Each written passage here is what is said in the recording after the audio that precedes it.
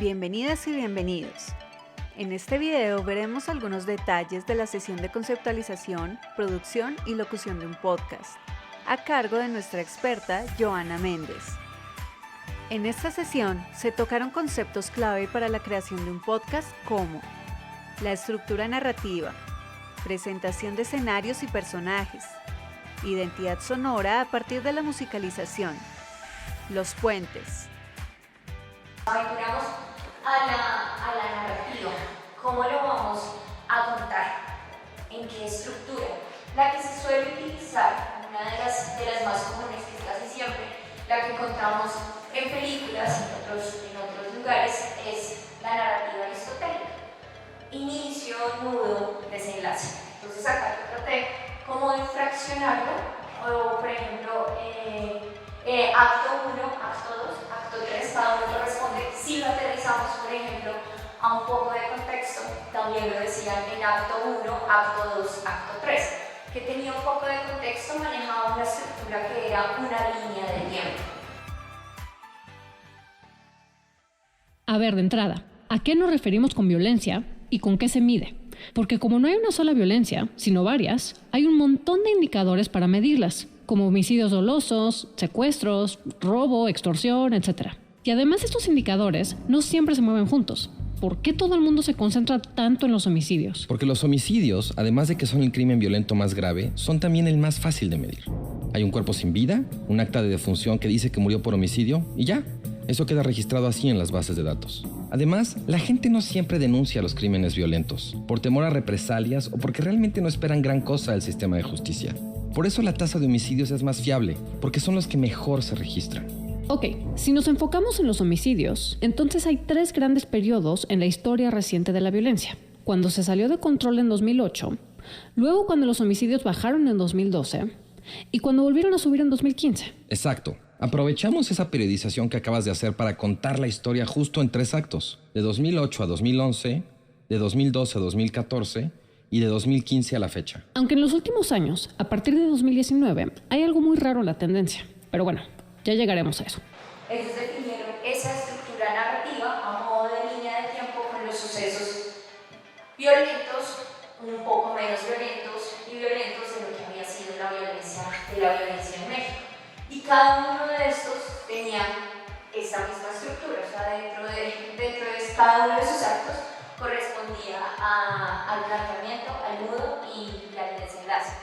La idea en el acto 1, es que nosotros contemos y respondamos las 5 preguntas de algún modo, lo que se llama como el lead en las noticias. Si ustedes se dan cuenta, cuando uno va a leer una noticia, hay una parte muy pequeñita donde a uno ya le cuentan como lo más importante. Acá la idea no es desarrollarlo de una vez, sino que luego lo vamos a ir desarrollando en el nudo. O sea, es por ejemplo contar, hacer la invitación de qué va eso que vamos a contar. Y acá, ¿qué hacemos? Presentamos los escenarios, presentamos los personajes, las motivaciones, y acá ocurre algo que es el primer giro hacia cuando ya estamos terminando la primera parte de la presentación, de hacer el planteamiento. Acá se toma algo que son como giros, que son como hechos que enganchan más a las personas.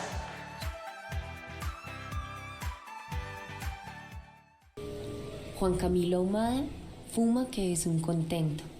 Alinea los cigarrillos en el escritorio y los va aniquilando a fieras caladas.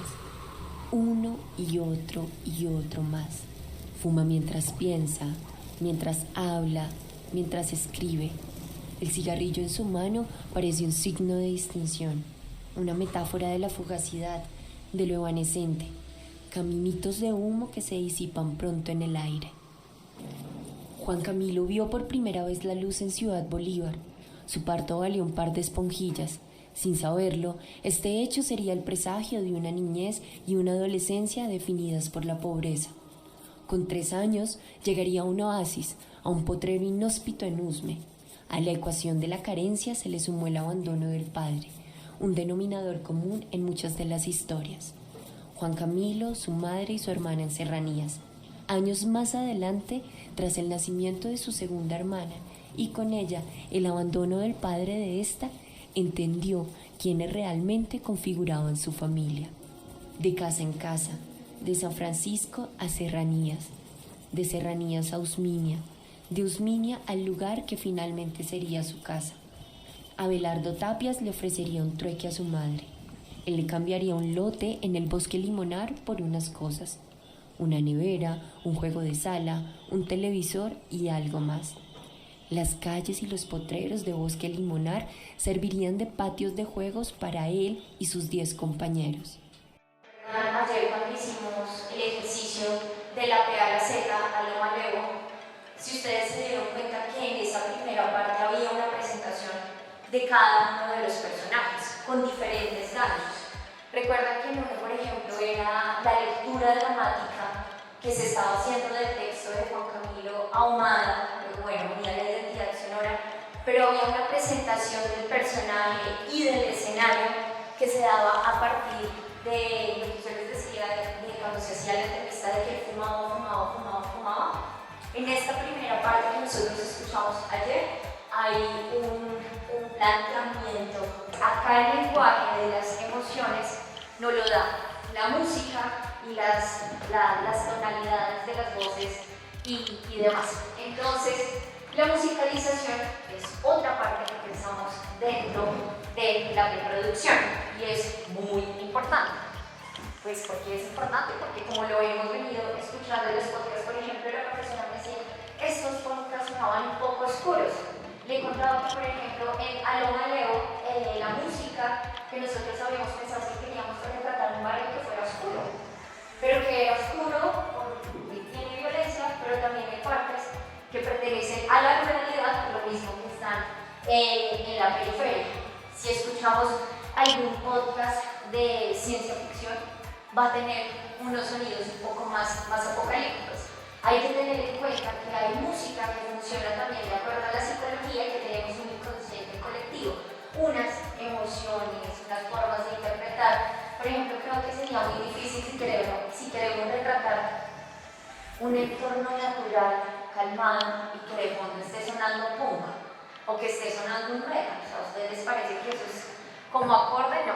Entonces es como pensar un poco en la psicología y en esas emociones que queremos generar. En ese sentido, la música es un personaje definitivo y trascendental.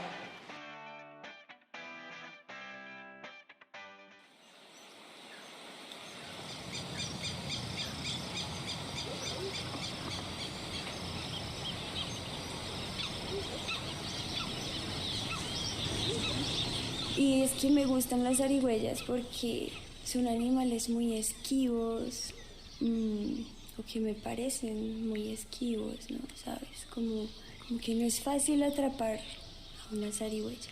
No es fácil atrapar una zarigüeya, no son fáciles de atrapar o de domesticar. Entonces, un poco cuando yo molesto con la zarigüeya es porque yo me siento así, o sea, no soy tan fácil de domesticar, me siento esquiva, me siento un animal raro que quizá a muchas personas no les parece bonito, ¿sí?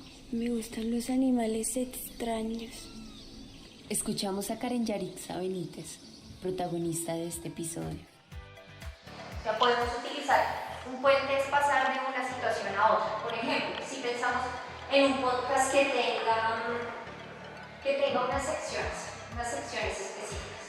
Entonces vamos a iniciar con un monólogo que va a ser el planteamiento y luego va a venir una parte de entrevista. Casi siempre vamos a tener eso. Entre esos dos lugares vamos a tener una música de cambio. Por ejemplo, para quienes han escuchado a fondo de María Jimena Duzán, ella tiene tin, tin, tin. Esa es su presentación al inicio, pero algunas veces también lo utiliza cuando va a hacer algunas transiciones. No sé si me hago entender. La idea es que siempre nosotros sonoramente le recordemos a las personas con ese sonido que va a haber un cambio.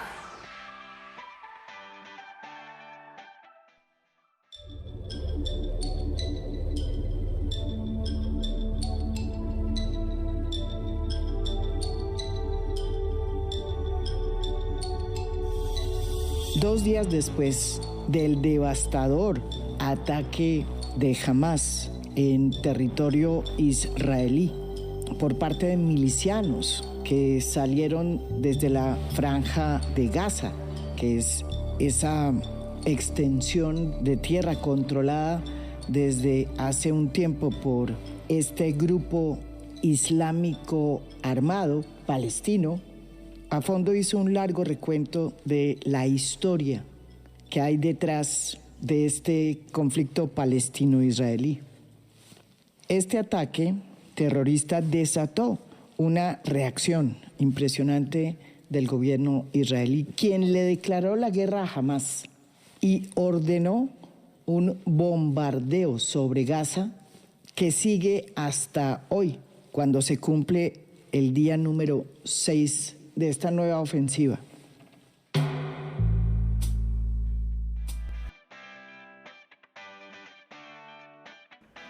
Un tema fundamental dentro de la sesión fue la segmentación y acercamiento al público objetivo. ¿Qué lenguaje usar?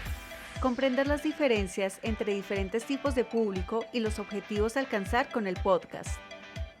La ciencia tiene unos niveles de argumentación bastante rigurosos que no son accesibles a todas las personas. Entonces, la idea es que siempre pensemos en lo cotidiano, en un lenguaje que sea comprensible para nosotros, pero que esos niveles de argumentación lo podamos traer en lo que encarnamos cotidianamente, lo que vivimos. Entonces creo que ese es un lugar y es fundamental siempre pensar para quién, los niveles de escolaridad que tienen las personas, la edad, qué tipo de temas y temáticas queremos trabajar. Por eso también hacer una lista de ellos es bastante importante, los objetivos que queremos hacer con el podcast. Ahora que ya conocemos la composición del podcast y cómo segmentar nuestro público, podemos ver los elementos de la preproducción. Este es el momento 3, ya una vez hemos definido todos los temas que vamos a hacer, vamos en el momento 3, la documentación. Buscamos libros relacionados, personas, podemos ir a archivos, toda la información que precise darle esta argumentación para traerla un poco más a lo cotidiano. Hacemos el piataje, el piataje es cortar, la selección de los momentos que precisamos, los fragmentos musicales, los efectos sonoros y pues siempre estar haciendo un fact-checking. La idea es que, claro, estamos dando información, la idea es poner la ciencia o lo que estemos hablando, democratizarla un poco, pero entonces esto también implica un ejercicio juicioso. Los tiempos de la música que se van a emplear, los tiempos sonoros que se van a emplear, los tiempos de las entrevistas y la selección de apartes documentales de trabajo de archivo que hayamos revisado. Yo sugería, en la forma normalmente en la que yo suelo trabajar, es contable, ¿sí? Entonces creo que esto siempre nos ayuda a hacer un mejor manejo de la información. Por ejemplo, cuando se está trabajando en equipo, los podcasts y la producción sonora siempre es un trabajo colectivo. Siempre vamos a precisar de la persona que estamos entrevistando, de alguna documentación, algunas veces hay personas que son las encargadas de hacer la investigación, otras que son las que van a editar y otras que son las que van a editar. Entonces, cuando estamos pues todas las personas, todo este equipo, pues la idea es que todos trabajemos sobre un mismo lenguaje. Entonces yo trabajo sobre estas tablas, le digo el nombre, que es el nombre que le vamos a dar al documento, por ejemplo, entrevista 1, el tipo a qué corresponde, si a voz, si a efecto sonoro, si a música, si a trabajo de archivo, donde inicia, por ejemplo, en el minuto 1:02 y termina en el momento 2. La duración exacta, porque pues si vamos a trabajar sobre tiempos, pues tenemos que tener una duración para luego hacer la sumatoria en el libreto y el tema. Entonces el entrevistado explica la definición de energía y así lo podemos hacer con el resto de los documentos. Nos va a ser un poco más fácil cuando ya vayamos a mezclar todo esto en la receta que va a ser el podcast. Una vez comprendido el concepto y la preproducción, iniciamos con los ejercicios para respirar y calentar la voz. Vamos a poner las manos sobre la mesa, las palmas hacia arriba, las subimos a la altura de nuestros hombros. Vamos a poner el índice en las cejas. Vamos a tapar con el dedo pulgar nuestros oídos bastante para que me puedan escuchar las instrucciones. Vamos a mirar hacia nuestras cejas. Vamos a cerrar los ojos. El dedo de la mitad lo dirigimos hacia nuestros ojos y los deditos, el dedito que queda abajo, antes del chiquito, no me sé los nombres, perdón, que cubra nuestra nariz y nos permitan cerrar nuestras fosas nasales por momentos. Sí, las dos. Vamos a respirar profundo. Exhalamos.